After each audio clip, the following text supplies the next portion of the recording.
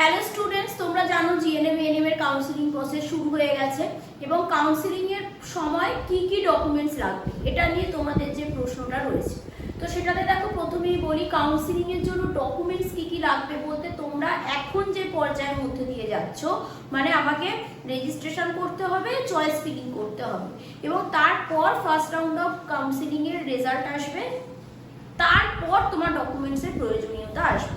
মানে এখন রেজিস্ট্রেশনে এবং তারপর চয়েস ফিলিংয়ে, এই দিনগুলোতে আমাকে আলাদা করে কোনো রকম কোনো ডকুমেন্টস কিন্তু দিতে হচ্ছে না। কখন আমার ডকুমেন্টস লাগবে না, ফার্স্ট রাউন্ডের রেজাল্টের পর তুমি যদি কোনো কলেজ পাও তাহলে সেই কলেজে গিয়ে তোমাকে ডকুমেন্ট ভেরিফিকেশন করতেই হবে। হ্যাঁ, ডকুমেন্ট ভেরিফিকেশন তোমাকে করতেই হবে, না করলে এই এখন ওয়েদার তোমরা জানো প্রচন্ড বৃষ্টি হচ্ছে, যে এখন তো প্রচন্ড বৃষ্টি, সব জলে ডুবে গেছে, বাস ট্রেন পাচ্ছি না, টোটো পাচ্ছি না, এই রকম কোনো কিছু কারো কোনো এক্সকিউজেরই কোনো ব্যাপার নেই।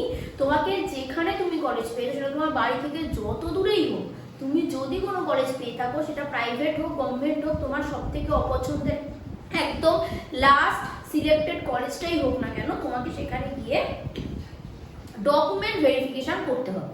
এবার ডকুমেন্ট তো ভেরিফিকেশন করবো, ডকুমেন্টসগুলো কি হবে সেই বিষয়টা চলো আজকে তোমাদের সঙ্গে আমি ডিসকাস করে দিই। কি কি আছে না, ফার্স্টেই বলছে র্যাঙ্ক কার্ড। র্যাঙ্ক কার্ড মানেটা কি না, তুমি যখন জেন পাস ইউজি পরীক্ষা দিয়েছো, তার মানে তোমার যে কিছু র্যাঙ্ক এসছে, জিএ1 1000 2000 1 2 50 যা হোক একটা কিছু র্যাঙ্ক এসছে, সেই র্যাঙ্ক কার্ডটা তোমাকে কিন্তু অফিসিয়াল ওয়েবসাইটেই পাচ্ছ, ডাউনলোড করে প্রিন্ট আউট নিয়ে নিতে হবে। ঠিক আছে, এবার কি না, সিট অ্যালটমেন্ট লেটার, ওই যে বললাম ফার্স্ট রাউন্ড অফ কাউন্সিলিং এর পর হোক, সেকেন্ড রাউন্ড অফ কাউন্সিলিং এর পর হোক, থার্ড রাউন্ড অফ কাউন্সিলিং এর পর হোক, যখনই তুমি কোনো একটা কলেজ পেলে, তো তাহলে সেখানে সিট অ্যাকসেপ্টেন্স ফিস জমা দিতে হয়, সেটা অনলাইনে দিতে হয়, সেই অ্যামাউন্টটা তোমাকে পে করতে হবে। করলে পরেই তুমি মানে তুমি যে সিটটা অ্যাকসেপ্ট করলে সেইটার তোমার একটা ডকুমেন্ট ডাউনলোডের অপশন পাবে, তুমি এটা ডাউনলোড করে নেবে। ডাউনলোড করে নেওয়ার পর সেটাকেও প্রিন্ট আউট করে নেবে, সেটা হচ্ছে সিট অ্যালটমেন্ট লেটার। এটা এখন নয়, তুমি কলেজ যখন পাবে তারপর সেইটাকে অ্যাকসেপ্ট করার পর যে অ্যামাউন্টটা দেবে, তারপর ওটাকে প্রিন্ট করতে পারবে। তুমি অ্যাকসেপ্ট করার পর যে অ্যামাউন্টটা দিয়ে seat allotment letter print out করবে, সেই টাকাটা কিন্তু তোমার ভর্তির সময় তুমি যে কলেজে গিয়ে ভর্তি হতো সেখানে সেটার সঙ্গে অ্যাডজাস্ট হয়ে যাবে। ঠিক আছে, দেন কি না, অ্যাডমিট কার্ড। তুমি এক্সামটা দিয়েছিলে, মানে জেন পাস ইউজি বলো, জিএনএম এএনএম বলো, তুমি তো এক্সাম দিয়েছিলে, তাহলে এক্সাম দিয়েছিলে যখন, নিশ্চয়ই তার একটা অ্যাডমিট কার্ড থাকবে, তো সেই অ্যাডমিট কার্ডটাও তোমাকে সঙ্গে নিতে হবে। এরপর চলে আসো এইচএস, তুমি এইচএস পরীক্ষা মার্কশিট তোমার কাছে আছে, সেটা সঙ্গে নিতে হবে। ক্লাস 10 এর অ্যাডমিট কার্ড নিতে হবে তোমার বয়সের প্রুফ হিসাবে।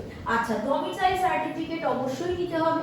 যদি কেউ এসসি এসটি ওবিসি কোনো কাস্ট সার্টিফিকেটে বিলং করো, তো তাহলে কি হয় না, তার কাস্ট সার্টিফিকেটের মানে কাস্ট সার্টিফিকেটটাই ডমিসাইল সার্টিফিকেটের ইকুইভ্যালেন্ট হয়। কিন্তু সেক্ষেত্রে যদি কোনোভাবে ওই কাস্ট সার্টিফিকেটটাকে ইনভ্যালিড হয়, মানে কাস্ট সার্টিফিকেটটা ঠিকঠাক নয় মনে হয়, তাহলে কিন্তু তোমার সেক্ষেত্রে তোমার ডমিসাইলও নেই ধরা হবে, মানে সেই রাউন্ডের জন্য তুমি কাউন্সিলিং থেকে বাদ করবে। তুমি আপগ্রেডেশন করাতে পারবে এবং আপগ্রেডেশন করিয়ে যদি তার মধ্যে তুমি প্রপার ডকুমেন্ট দিতে পারো, তাহলে তোমার আবার কাউন্সিলিংয়ে সেই রাউন্ডে তুমি যে কলেজ পেয়েছো সেখানে ভর্তি হতে পারবে। ঠিক আছে, তো সব ডকুমেন্টস একদম ঠিকঠাক থাকা উচিত, থাকতে হবে আর কি। তো ডমিসাইল সার্টিফিকেট যেন সবার রেডি থাকে, তার সঙ্গে মেডিকেল সার্টিফিকেট দিতে হয়। তো মেডিকেল সার্টিফিকেটের প্রোফর্মা তুমি অনলাইনে পেয়ে যাবে, যদি প্রয়োজন হয় বলবে, সেটা নিয়েও আলাদা করে ভিডিও করে দেবো। তো সেটা নিয়ে কোনো এমবিবিএস ডাক্তারের কাছ থেকেই তোমাকে মেডিকেলের ফি সার্টিফিকেটটা নিয়ে নিতে হবে এবং তার সঙ্গে যেটা লাগবে, তোমার আধার কার্ড সঙ্গে নিয়ে নিও, তোমার প্যারেন্টসের গার্জেনের আধার কার্ডও সঙ্গে রেখো এবং তার সঙ্গে তোমার নিজের ছবি, বেশ কয়েকটা কালার ছবি ফটোকপি তুমি লিখে নিয়ে নিও। কাস্ট সার্টিফিকেট ইডাব্লিউএস সার্টিফিকেট যাদের আছে অবশ্যই সেগুলো ক্যারি করবে। এবার যা বললাম প্রথম থেকে শেষ সেটা বলি। অনেকের প্রশ্ন থাকে যে অরিজিনালগুলো যদি নিয়ে নেয়, আমি যখন নাকি ডকুমেন্ট ভেরিফিকেশন করতে গেছি, তাহলে যদি আমি তারপরে কি বলা যায় আপগ্রেডেশন করাই, তাহলে সেই আবার নতুন একটা কলেজ পাই, তখন আমি ডকুমেন্টস দেখাবো কি করে। তো বিষয়টা বলি যে তুমি যখন কোন একটা ফার্স্ট রাউন্ডে কলেজ পেয়েছো, সেখানে তুমি গেছো ডকুমেন্ট ভেরিফিকেশন করতে, তুমি যদি সেই কলেজে ভর্তি হও, তাহলেই একমাত্র অরিজিনালগুলো তোমার জমা নেবে। আর তুমি যদি সেই কলেজে বলো যে না আমি ভর্তি হব না, আমি আপগ্রেডেশন করবো, তাহলে আপগ্রেডেশন ফর্ম ফিল আপ করে সাবমিট করে আসতে হবে তোমাকে সেখানেই, যেখানে ডকুমেন্ট ভেরিফিকেশন করতে গেছো যে কলেজে। সেক্ষেত্রে কিন্তু কোনো অরিজিনাল ডকুমেন্টস তোমার থেকে নেওয়া হবে না। সব ডকুমেন্টসের জেরক্স কপিও, যতগুলো ডকুমেন্টস দেখলে সবের জেরক্স কপিও তুমি নিয়ে যাবে সঙ্গে। জেরক্স কপিগুলো ওনারা জমা নেবেন, অরিজিনালগুলো তোমাকে ফেরত দিয়ে দেবে।